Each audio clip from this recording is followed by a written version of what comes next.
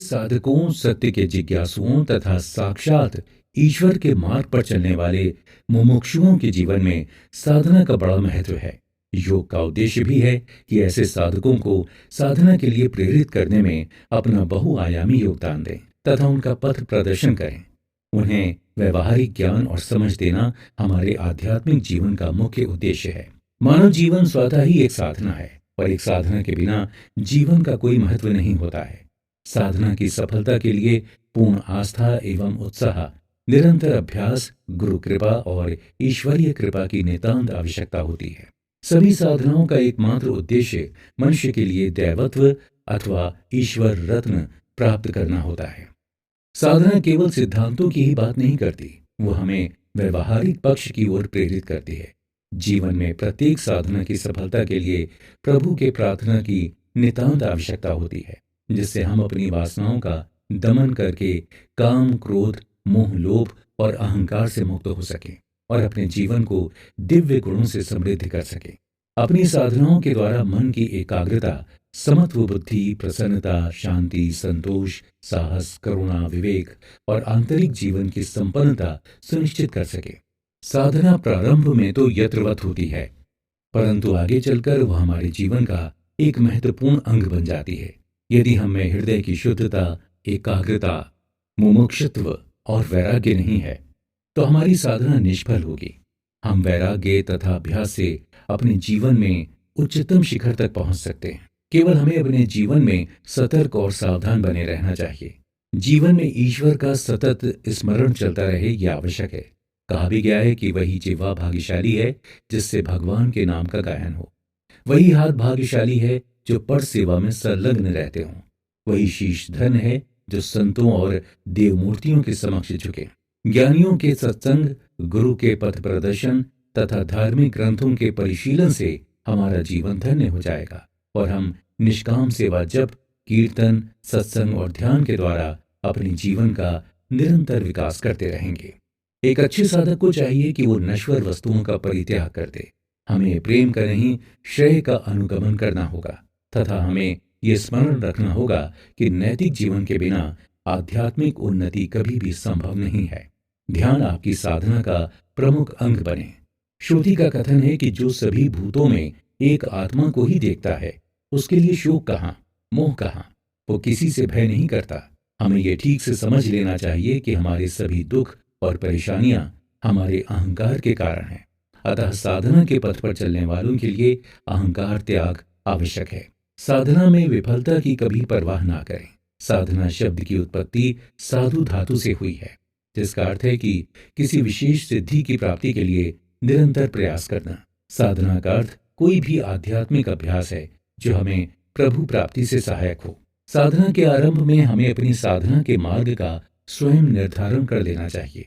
यदि हम भक्ति मार्ग का अनुगमन करना चाहते हैं तो हमें रामायण, भागवत रामायण आदि ग्रंथों का पठन पाठन तथा नवदा भक्ति श्रवण, स्मरण, कीर्तन, वंदन, अर्चन, पाद सेवन, संख्य, दास्य तथा आत्मनिवेदन में से किसी विशेष साधना का आश्रय लेना चाहिए।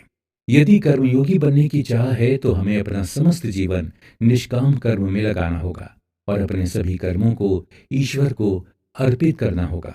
यदि राजयोगी हैं तो हमें यम नियम का पालन करना होगा तथा चित्त को सभी वृत्तियों का निरोध करना होगा तथा योग के 8 अंगों का तन्मयता से परिपालन करना होगा। यदि हम ज्ञान मार्ग अथवा वेदांत मार्ग पर चलने की इच्छा रखते हैं तो हमें साधन, चतुष्टता, विवेक, वैराग्य, षट संपत्ति एवं मुमुक्षुत्व का अनुशीलन करना होगा। हठ योग की साधना में कुंडलिनी योग साधना का भी बड़ा महत्व माना गया है। अतः साधकों को इसके लिए भी विशेष प्रयास करने की आवश्यकता होगी। हमारी आध्यात्मिक साधना का यही मूल मंत्र है। साधना की संलग्नता बहुत आवश्यक है तथा साधना की उन्नति के 4 क्रम हैं। साधन की उन्नति की पहली अवस्था मन की शुद्धता है। मन की शुद्धि के बिना कोई साधना संभव ही नहीं है। अतः साधक को सबसे पहले मन को शुद्ध करने का उपाय करना चाहिए। दूसरी अवस्था जो किसी भी साधना में बड़ी सहायक होती है वो है धारणा शक्ति अर्थात मन को एकाग्र करने की अवस्था। इस अवस्था में साधक का साधना में मन लगने लगता है। अतः ध्यान का लगना साधना भी तीसरी अवस्था है। बिना ध्यान लगाए किसी प्रकार की साधना संभव नहीं है। साधना की चौथी अवस्था आत्म साक्षात्कार की होती है। साधना के कई प्रकारों में एक वो है जिन्हें वेदांत में साधन चतुष्टय के नाम से जाना जाता है।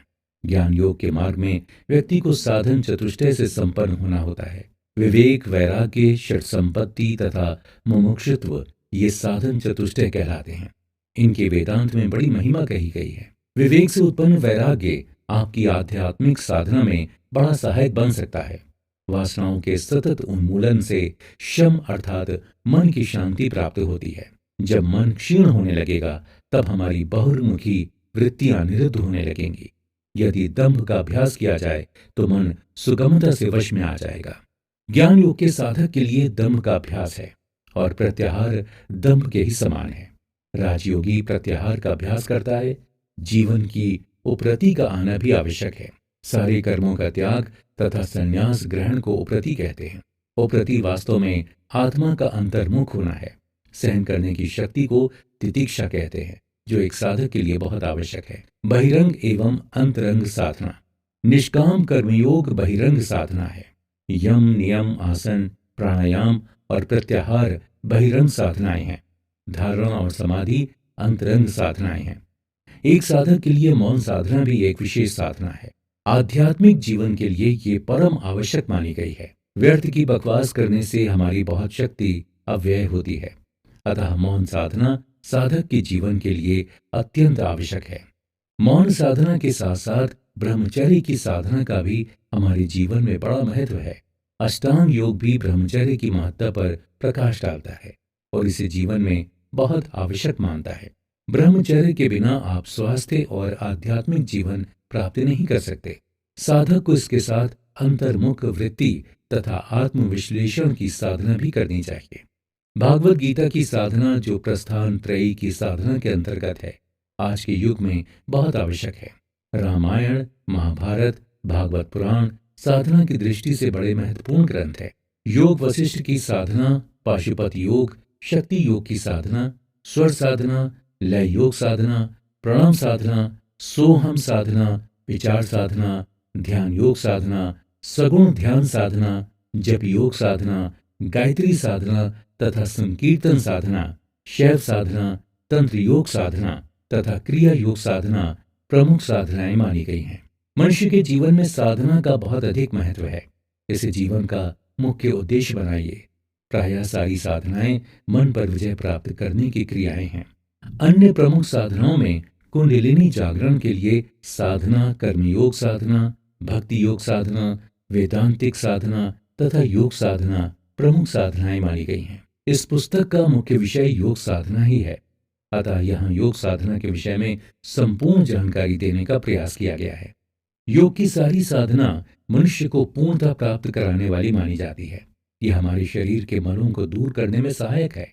हमारे कोशों के विभिन्न निशम स्पंदनों को शांत करती है। इस साधना से ज्ञान योग, भक्ति योग, राजयोग तथा निष्काम कर्म योग सभी का लाभ प्राप्त किया जा सकता है। आधुनिक युग में ये एकमेव औषधि है। योग की सारी विधियों के लिए यम तथा नियम आधार माने गए हैं और मन की चंचलता योग साधना में सबसे बड़ी बाधा है। हमारा मन स्वभावतः बहिर्मुखी तथा अस्थिर है। अतः मन की वृत्तियों को सावधानी पूर्वक रोकना योग का उद्देश्य है। आसन के द्वारा निरुद्देश्य गतियों पर नियंत्रण होता है। प्राणायाम के द्वारा मन के विक्षेपों का दमन किया जाता है। धारणा का योग साधना में बड़ा महत्व है। धारणा ही अधिक देर तक रहने पर धारणा ही ध्यान बन जाती है और ध्यान की निरंतरता में ध्यान समाधि बन जाता है। इस प्रकार परमात्मा के साथ योग उपलब्ध हो जाता है और योगी के जीवन में ईश्वरीय शक्ति प्रवाहित होने लगती है। वो ईश्वर के प्रति समर्पित होकर अपना जीवन यापन करने लगता है। योग के अभ्यास से उसमें असीम शक्ति प्राप्त होती है और वो सर्वभूते हितेरतः होकर कार्य करता है। योग साधना के 8 अंग होते हैं, जिनका विशद वर्णन प्रारंभिक अध्यायों में किया गया है। इस साधना में मानसिक शुद्धता को आवश्यक माना गया है। मन 2 प्रकार के होते हैं, शुद्ध मन और अशुद्ध मन। हमें अपने अशुद्ध मन को योग की सहायता से शुद्ध करना पड़ता है। आत्मा अशुद्ध मन की पहुंच के परे है। योग साधना के ध्यान में प्राप्त प्रकाश की किरणें आपके जीवन मार्ग को आलोकित कर देंगी और आप अपनी क्षमताओं को विकसित करने में सफल हो जाएंगे। आप अपने चैतन्य के उन्नत स्तरों को भी पाने में सफल हो जाएंगे तथा आपकी प्रसुप्त शक्तियों का जागरण संभव हो सकेगा। पतंजलि महर्षि के योग दर्शन का बड़ी गंभीरता से अध्ययन कर उसमें दिए गए साधना सूत्रों को जानकर अपने जीवन को धन्य बनाइए। पहले आप यम नियम का अभ्यास कीजिए तथा फिर शारीरिक और मानसिक ब्रह्मचर्य का पालन कीजिए। सत्य का अनुसरण कीजिए, लोभ तृष्णा का त्याग कीजिए, शरीर तथा मन की शुद्धता बनाए रखिए। प्रातः आसनों का अभ्यास कीजिए, पूर्व या उत्तर की ओर मुख रखकर प्राणायाम कीजिए। सादा भोजन उच्च विचार रखिए, सादे वस्त्र पहनिए, सत्संग कीजिए तथा साधु सन्यासियों एवं गरीब लोगों की सेवा कीजिए। जब कामनाएं उत्पन्न हों तो उन्हें पूरा करने की कोशिश मत कीजिए। अंतर बाह्य शौच, संतोष, तप तथा ईश्वर प्राणिधान को अपने जीवन में लाने का प्रयास कीजिए। अहिंसा सर्वोत्तम धर्म है, अतः उसका जीवन में पालन कीजिए। अभ्यास तथा वैराग्य के अनुपालन से चंचल मन का निग्रह कीजिए। अभ्यास तथा वैराग्य के द्वारा मन की बहिर्मुखी गति को रोका जा सकता है। ध्यान का अभ्यास कीजिए, इंद्रियों के दरवाजे बंद कर दें तथा शांतिमय जीवन जीने के लिए तत्पर हो जाइए। साधना की कठिनाइयों को सहन करने की आदत डालिए। बुरे विचारों पर ध्यान न दीजिए। पोषण के अभाव में बुरे विचार और वासनाएं स्वतः ही नष्ट हो जाएंगी। उनसे लड़ने की आवश्यकता नहीं है। सद्गुण में ही योग का रहस्य है। योग की सफलता के लिए नैतिक अनुशासन बहुत आवश्यक होता है, अतः उसका पालन कीजिए और अपने हृदय में प्रेम की ज्योति जलाइए। नित्य प्रति प्रातः समय आत्मनिरीक्षण कीजिए। अपनी विद्वता और सिद्धियों से दूर रहने का प्रयास कीजिए। मन, इंद्रियों तथा भौतिक शरीर का अनुशासन ही योग है। ईश्वर को प्राप्त करना योगानुशासन की पराकाष्ठा है। दैनिक आत्मविश्लेषण और आत्म परीक्षण अनिवार्य है, तभी आप आध्यात्मिक उन्नति कर सकेंगे। जीवन में विवेक, वैराग्य, मुमुक्षा के आते ही आप अपने जीवन के परम लक्ष्य को प्राप्त कर सकेंगे।